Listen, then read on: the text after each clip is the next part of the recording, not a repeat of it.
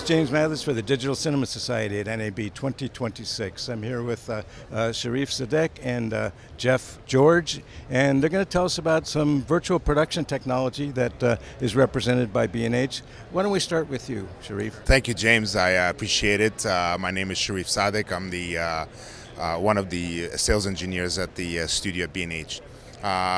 We do have two virtual production setups here today. One of them is more cinema focused and the other one is more broadcast centric. For the cinema, we are using live effects to drive the wall and the lights, whereas on the broadcast side we are using the skies to run the wall and the lights. On the cinema side, we are using more IBL, image-based lighting, than we are using on the broadcast side. But the broadcast side has more lights owing to the studio environment and whatnot. And these are all products that you can buy at the Studio B&H. That is correct. All these products are sold through the studio at B&H. Some of the products are not available on our website. They require a consultation from our team. They're high-end, professional, expensive equipment, so we prefer to spend a little bit of time with you, ask you questions about what you're trying to do, so we can provide you with the best solution. A lot of times clients would think that just because it's available you could just buy it. I kind of recommend that you sit down with one of us to make sure that you get what you actually want to get. It's very complex. Everybody needs a lot of help. I understand, Geoff, that you're a cinematographer like me. Yeah, that's right. My name is Geoff George. I'm a director of photography, and for the last several years I've been fortunate to work a lot in the virtual production space. So B&H brought me in to DP the cinema side of the booth, and we're doing a car process setup here with image-based lighting, which is really one of the best use cases of virtual production and shooting on an LED wall, in my opinion. So this image-based lighting that we're using behind us with mimics, Kino mimics, and quasar rainbows are pulling their lighting values directly from the content that's projected behind the scenes. So all of your timing with your objects passing the vehicle, or if you go under bridges and things like that, it's all real-time lighting that affects the lighting on your talent, just like it would in real life.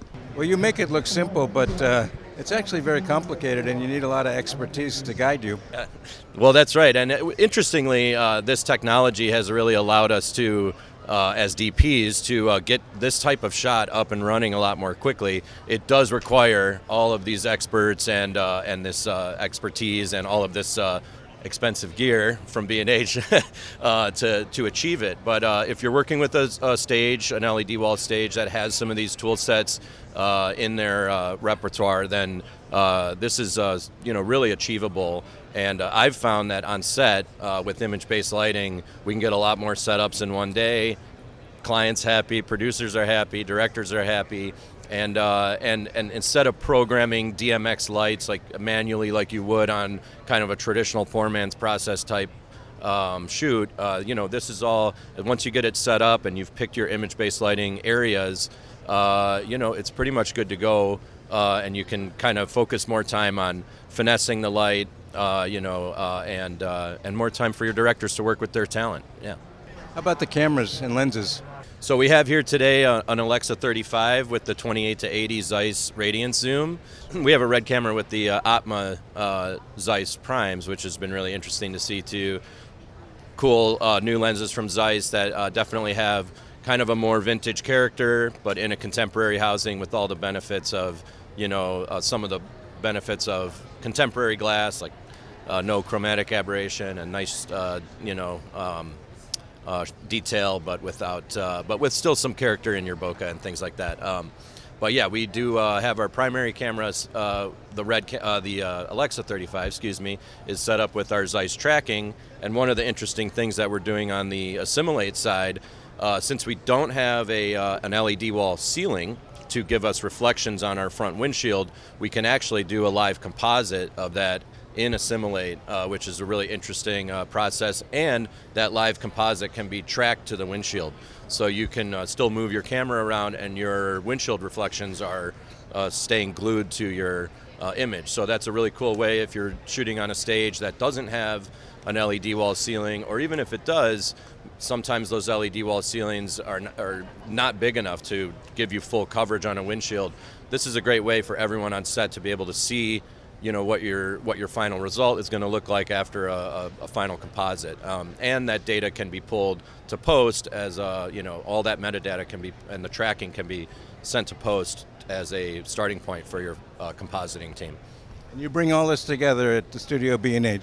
Yes, it is becoming, as much as this equipment is really expensive, but it is becoming cheaper and more efficient, I should say. Not necessarily cheaper, but more efficient to do it this way. If you want to shoot a sunset scene, you can shoot that sunset scene for 10 hours and get as many takes as you want, and you never have to chase the sun or come back the next day.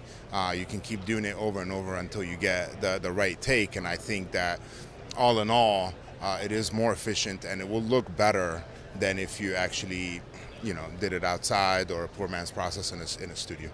If it's done right, if you get the experts to help you do it, right? Yes, absolutely. Thank you all very much. Thank you.